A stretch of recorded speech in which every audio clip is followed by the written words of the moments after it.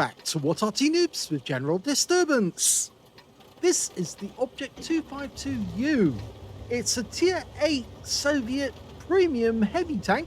It's located on the attack squadron of Steps Assault, and it's under the command of Awppenheimer. Yes, he sent in another one after those last two. And, well, the 252U is one of the steps on the way to the Object 253, which is the IS-6. Now, unlike the IS-6, which has a kind of flat nose, this one has a pike nose, much like the IS-3. Also, well, the 252U is the same as the Defender, but it's a plain clothes version. It doesn't have the natty design on the turret. It actually just has a plain hull, so you can actually put your own design on it. It's a 122mm gun capable of 440 alpha, and it will penetrate 225mm with standard AP, and with the APCR it goes up to 265. It's the same overpowered tank that's been in the game since they brought it in with its big brave brother, and it's still very effective. You can see it's got the IS-6 turret, the flat turret, not the rounded one you see on an IS-3. So it's very much like the IS-6, but of course the IS-6 has problems with penetration, whereas this thing doesn't. Now, it's not particularly fast, it's only 35 kilometers an hour maximum speed, but it can do a hell of a lot of damage, and it deflects shells pretty well as well. This is a Tier 8 game with Tier 6 tanks, so Awppenheimer's going to be asked to carry the load. He is the best player. Oh, got a target, and another one. Pumps around into a P-43 Biz, but gets tracked. Now, he managed to get 358 off that, which means a low roll. Oh, and there's a Burt.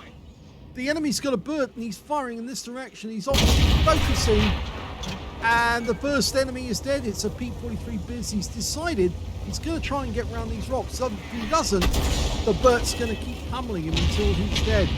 Okay, we've got a Fox. The CS-52 list. He has to get rid of this guy first. Pumps one into the engine bay. Gets a high roll for 471. But we do lose the CS-44. But that list is not going to escape. Not now. Too late for him. Oh, low roll. 396. He does escape that shot, but he will get wiped out the next one. He tracks us. We're waiting for the reload. There you go. There's the kill shot. Okay, we've got to deal with a Tiger 1 now, but it's a stock Tiger 1. Yep, that's the stock turret. You can tell. Basically, it's a VK3601H turret, and he really doesn't have the armor to face off against the 252U.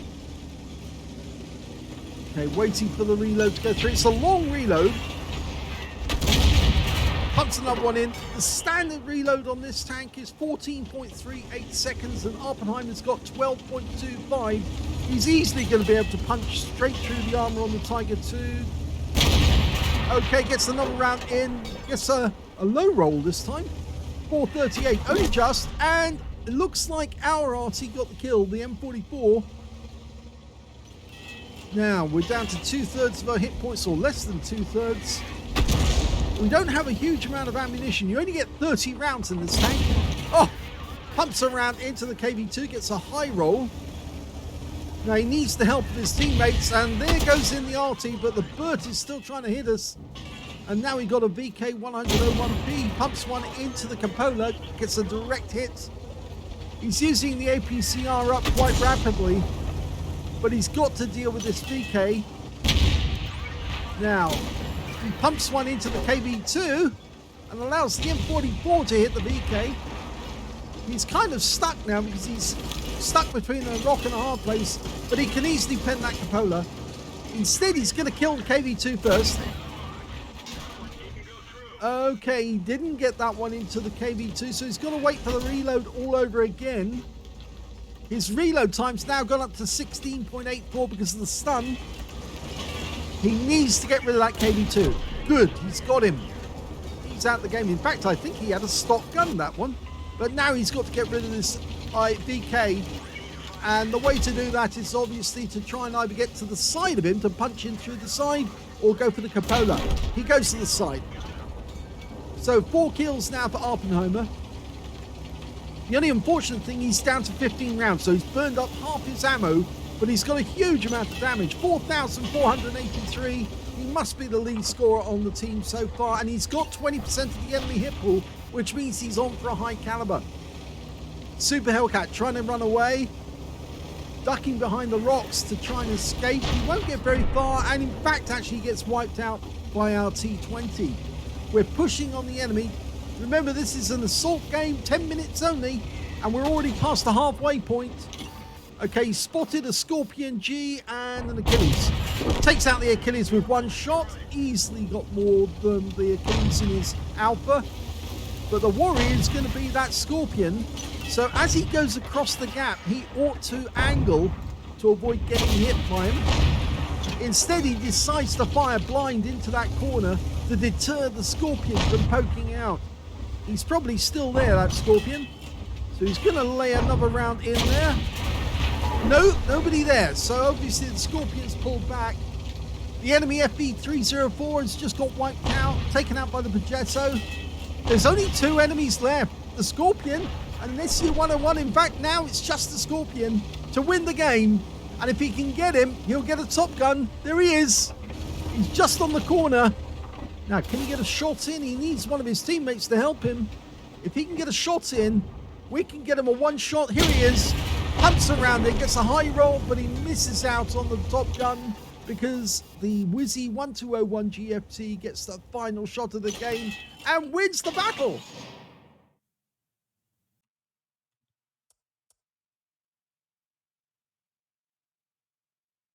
Here's the end of battle stats, and that was a very quick game for an ace tanker by Awppenheimer in the Object 252U, the defender in plain clothes. He managed to get a fire for effect for more damage than the hit points of his own vehicle, a fighter badge for getting at least 4 kills. He actually ended up with 5, which is 1 short of a top gun, and also 1/3 of the enemy team. He also picked up a shell proof for blocking more damage than the hit points of his own vehicle, a duelist for taking down 2 tanks who damaged him, a bruiser medal for getting at least 5 critical hits. In fact, he managed to get 8, and he got a Hand of God because he survived the battle, having received damage from at least 4 enemy vehicles. On top of which, he did pick up the high caliber because he did have at least 20% and the highest damage in the game. And just look at that win 8, very high indeed, 10,320, that's Super Unicum and quite a bit more. Let's have a look at the team score and see where he was. Well, there you go, top of the table with 5,292 hit points. The next highest scorer only had 2,578, and that was the guy that denied him the top gun. It was the Wizzy 1201 GFT, the Chinese Tier 8 tank destroyer. And the third highest damage went to the Polish premium medium, the CS52 Lys or Fox, who got 2,449 hit points. When it came to kills, yep, he's got that one as well with 5 kills. 3 kills went to the Wizzy 1201 GFT, the Progetto 46, and 2 kills went to Jagdpanzer on his own team and the Fox on the enemy team, plus their SU-100M1. When it came to base XP, he's got that one as well. So he's got all top on all 3 columns. 1,608, which is an emphatic win because the next highest player only had 1,118, and that was the M44, who was piling the shells in on the enemy and hitting tier 8 tanks, which meant that he was earning extra XP every time he did that. So that's why he got such a high XP, because he was tier 6, he was hitting tier 8 tanks. The third highest damage in the game goes to the Wizzy 1201 GFT with 919. He fired 19 rounds in that game, so he only had 11 left at the end of the game. 16 direct hits on the enemy and 15 penetrations. It's a very good gun. It has much better penetration than the IS-6, which is basically the tank that they ended up with. But of course, the IS-6 was eventually rejected, unfortunately, because they had too many problems with the electromechanical transmission. 5,292 hit points of damage, of which 3,332 were at more than 300 meters. So only 1 shot actually at long range, the rest at short range. 10 hits received from the enemy. He only missed out by 1 shot on getting a steel wall. 3 enemy penetrations and 7 non-penetrations. Yeah, a lot of those shots actually hit the tracks and just didn't go through. And 5 hits by way of splash damage. The enemy FB304 just loved piling those rounds in. Even when he was battling the VK and the enemy Tiger, he still kept receiving rounds from that bird who was lobbing them over the top of the rocks into him. But he kept his cool and focused on the job at hand, which is to get rid of that KV2 first and then deal with the VK, because the VK has problems when it's up front and up close and personal, whereas the KV2 could derp you in the sides. 1,740 hit points of damage blocked by air armor, and 1 enemy vehicle spotted, 7 enemy vehicles damaged, and 5 killed, 1,101 hit points of spotting assist. He earned 147,227 credits from the game on a premium count, 73,613 from personal reserves, 220,840 altogether, and after repair, ammunition, resupply, and consumables, still made a profit on that game for 114,160 credits.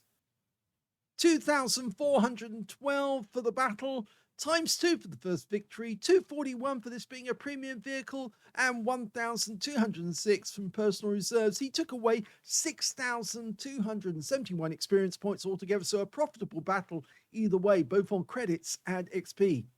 So let's have a quick look at the armor of this beast. Okay, well, this is the model for the 252U and the Defender. Basically, it's the same tank, so either model will do. You can see straight up that it's got a very angled armor. And effectively, you're supposed to keep your front to the enemy, because if you do, the shells have a much better chance of hitting the armor and bouncing off either way. If you actually turn yourself side on to the enemy, it actually makes it worse. But you can certainly see the turret armor is very strong indeed. If you go to the collision model, you can see that there are weak spots on the tank. The armor on the front upper plate is actually quite strong. As I said, it's angled so it will deflect shells, but the lower plate is actually quite weak. So you can see there, that's the place you should be aiming for if you're going to get through the armor, but you're going to have at least 215 millimeters of pen to get through that angled armor. The alternative is to go for the cupolas if you can. They've only got 150 millimeters, so you should be able to penetrate that. I wouldn't try to go for the driver's port, even though it is there and it is a weak spot, because it's impacted armor only 60 millimeters, effective armor 138. The reason is that it's a very tiny target and you've got a much better chance of ricocheting your shell off the armor because it's so well angled. The sides of the vehicle, well, again, if you see the angling, you can see the turret armor is incredibly thick, 250 millimeters at the front, and with all the shape of that turret, it's much easier to deflect the shells. And on the sides of the tank, we can see again 130 millimeters at the side, but well able to deflect the shell if the enemy doesn't get to your sides. If they do get to your sides, you can see that the armor is angled, and of course it's spaced armor as well, which means that the shell is actually going to have difficulty trying to get through. There it's spaced there. You see 30 millimeters of spacing, 100 millimeters on the side of the hull. So much better chance that the enemy might actually ricochet the shell off. Difficult to get through the bustle at the back unless you're directly behind the tank. And then, of course, you can pen because the armor is actually effectively very thin, 90 millimeters, which is thin enough to penetrate. So let's have a quick look at the modules. Well, driver sitting up front in the center. He's got ammo racks directly behind him. And we can see the gunner is on the right-hand side with the tank commander directly behind him and the radio as well next to him. There is an ammo rack in the bustle. That's why I was mentioning the bustle. If you can pen through there, you obviously got that to aim for. The loader is on the left-hand side of the tank. There is 2 ammo racks either side of the tank, actually in the shoulders, you might say, or the sides of the vehicle, round about the same area of the turret and the turret basket. But as I said, that's angled armor. More than likely, if the shell hits that, it's going to bounce off, so you might not penetrate that, but you're more likely to penetrate the ammo rack in the back of the bustle or the one directly, well, I'm not sure if you would actually hit that one there, certainly not if you hit it from the front. You might be able to get a shell through the sides of the vehicle if you were aiming or angled on him, and then you might be able to get into the ammo rack. The engine is at the back. It's sandwiched between the fuel tanks and the transmission behind, which is quite standard. So yeah, the weak spot really, I suppose, is if you can get behind it, it's to hit the bustle. But if you're face hugging one of these, it's very difficult to find a weak spot indeed. In fact, good luck, because you probably won't find it. As I said, the only weak spot is that driver's port, and even that is impossible to get a shell into. The cupolas are your best bet. Try and aim for them, but more than likely the enemy tank will try and block your shot at the cupolas with his gun. So yeah, do watch out for that.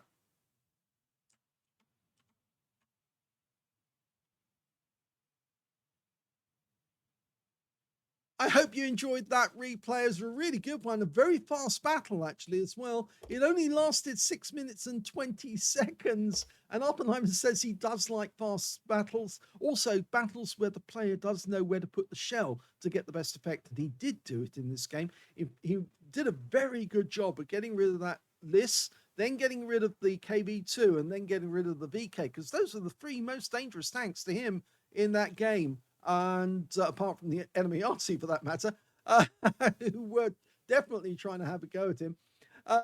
But yes, those are the most dangerous tanks because they had the thickest armor, most difficult to defeat if you're tier 8, especially that Fox, because he's got a very fast fire rate and a decent pen with his guns. So yes, he did do the right thing. Going after them actually gave him that high caliber and enabled him to help his team win, because after all, he squeezed the most out of the enemy using all of his skill. And yep, that's why the battle lasted as quickly as it did. So congratulations to Awppenheimer on another ace tanker. I hope you enjoyed the battle. If you did, please give it a like. Do subscribe to our channel. Leave a little comment down below because it feeds the algorithm. And thank you for watching.